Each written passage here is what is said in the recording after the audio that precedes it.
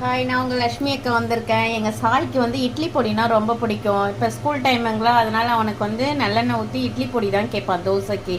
அதனால் வந்து நான் இப்போ இன்றைக்கி வந்து இட்லி பொடி ரெடி பண்ணுறேன். இது வந்து கடலப்பருப்பு நம்ம வந்து ஒரு கிண்ணம் அளவு எடுத்துக்கலாம்.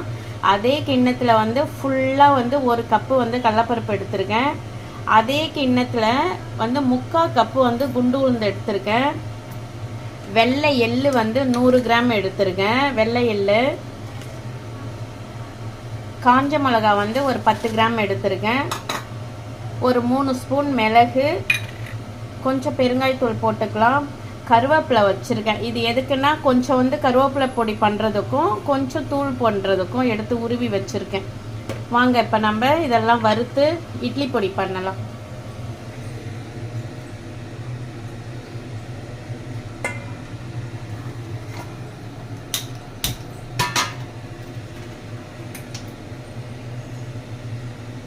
இப்போ ஃபஸ்ட்டு கடலப்பருப்பு போட்டுக்கலாம். இது நல்லா செவரணும். நம்ம கொஞ்சம் ஹீட் ஆகிற வரைக்கும் ஹை ஃப்ளேமில் வச்சுக்கோங்க. அதுக்கப்புறமா நம்ம வந்து சிம்மில் வச்சுட்டு லைட்டாக, ஏன்னா அப்போ தான் அது வந்து நல்லா வறுபடும். நமக்கு எடுத்தோடனே நீங்கள் வேகமாக தீ வச்சிங்கன்னா தீஞ்சிரும். சும்மா அந்த சூடு வர வரைக்கும் நம்ம வந்து வேகமாக தீ வச்சுட்டு அதுக்கப்புறமா சிம்மில் வச்சுக்கலாம்.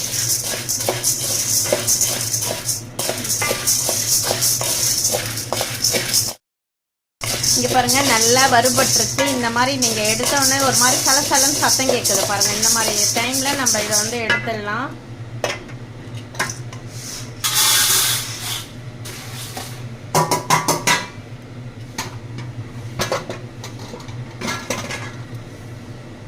இப்போ அதே கப்பால் நான் வந்து 3/4 கப்பு வந்து குண்டு உளுந்து எடுத்திருக்கேன். இதுவும் அதே மாதிரி சிம்மில் வச்சு நல்லா வறுத்துக்கலாம்.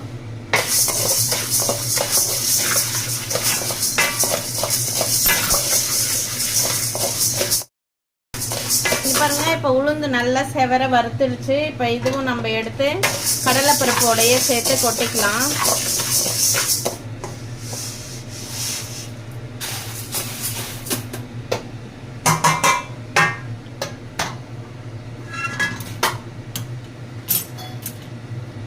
இப்போ வெள்ளை எள்ளு 100 கிராம் எடுத்துருக்கேன். அதை வறுத்துக்கலாம். இதெல்லாம் சீக்கிரம் வறுபட்டுடும். நம்ம அந்த பருப்பு வகை தான் கொஞ்சம் லேட் ஆகும் வறுக்கிறதுக்கு. பாருங்க, எள்ளு கொஞ்சம் நல்லா வறுத்தாச்சு. இன்னும் ஒரு 2 நிமிஷம் இருக்கட்டும். அப்புறம் அதுக்கப்புறம் விட்டோம்னா தீஞ்சிரும். நல்லா வாசனை வரும். அப்போ நம்ம எடுத்துடலாம். கொஞ்சம் சுடுது, அப்படியே கையை காட்டுற.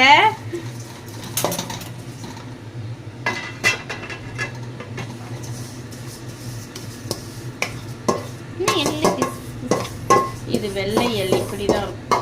அப்படி போலப்பலன்னு இருக்காது. நீங்க ஏன் இவ்வளோ கிளீனா வந்து அடுப்பு கிளீனா தான் இவ்வளோ கிளீனா அடுப்பு வச்சிருக்கீங்க? அவங்க அடிச்சுக்கவே முடியாது. இப்போ காஞ்ச மிளகா போட்டுக்கலாம். இதை ஒரு சும்மா லைட்டா ஒரு 5 நிமிஷம் வறுத்துக்கலாம்.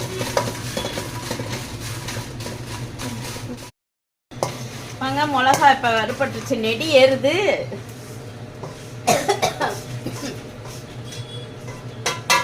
நம்ம இந்த மிளகா காம்பு எடுத்துடுறோம் இல்லைங்களா, அதில் கொஞ்சம் தீஞ்ச மாதிரி விதை இருக்கும். அதை வந்து கீழே போட்டுடலாம். மிளகா மட்டும் எடுத்துட்டு இப்போ மிளகு ஒரு வறுத்து போட்டுக்கலாம். மிளகு சும்மா லைட்டாக வறுத்தாலே போதும்.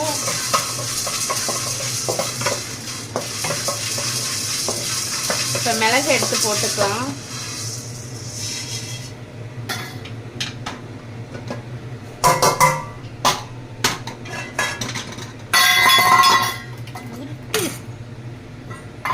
இங்கே பாருங்கள், கருவேப்பிலை வந்து நான் வந்து ஒரு 2 பொடி போடுறேன். இது மீதி வந்து கருவேப்பிலை பொடி பண்ணுறதுக்காக வச்சுருக்கேன். இப்போ இதை நல்லா நம்ம வறுத்து போட்டுக்கலாம். இங்கே பாருங்கள், இப்போ கருவேப்பிலையும் நல்லா வறுத்துட்டேன். இப்போ வந்து கருவேப்பிலை கூட வந்து நான் வந்து பெருங்காயத்தூள் கொஞ்சோண்டு போட்டுக்கிறேன். கொஞ்சம் பெருங்காயத்தூள் போட்டாச்சு. இப்போ இது ஒரு வதக்கி அவ்வளோதான். ஸ்டவ் ஆஃப் பண்ணிவிட்டு எடுத்துக்கலாம்.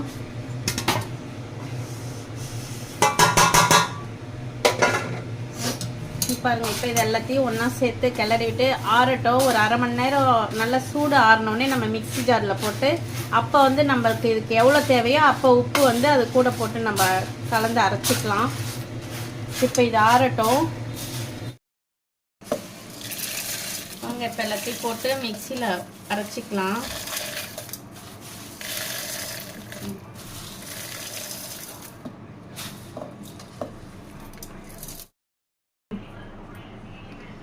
வாங்க இப்போ இதை அரைச்சிக்கிட்டு ஒரு ஓட்டிட்டு அப்புறமா நம்ம உப்பு எவ்வளவோ அதை போட்டுக்கலாம்.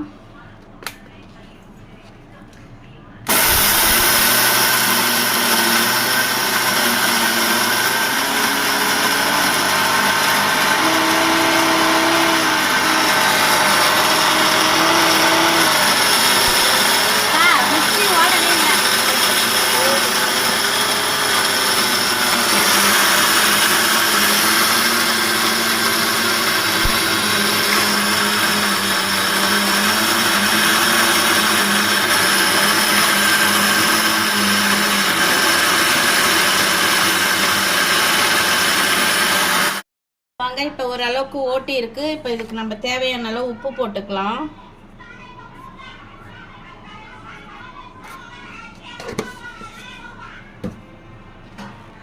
இப்போ உப்பு போட்டு திருப்பி ஒரு 2 ஓட்டு ஓட்டிக்கலாம்.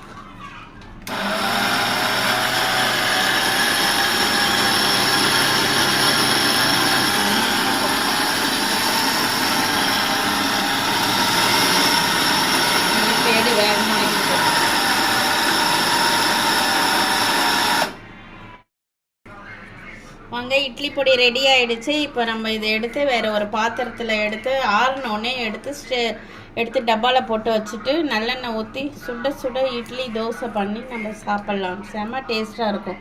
பாருங்கள், இது மாதிரி நீங்களும் ஒரு டைம் ட்ரை பண்ணி பாருங்கள். செம்ம டேஸ்ட்டாக இருக்கும்.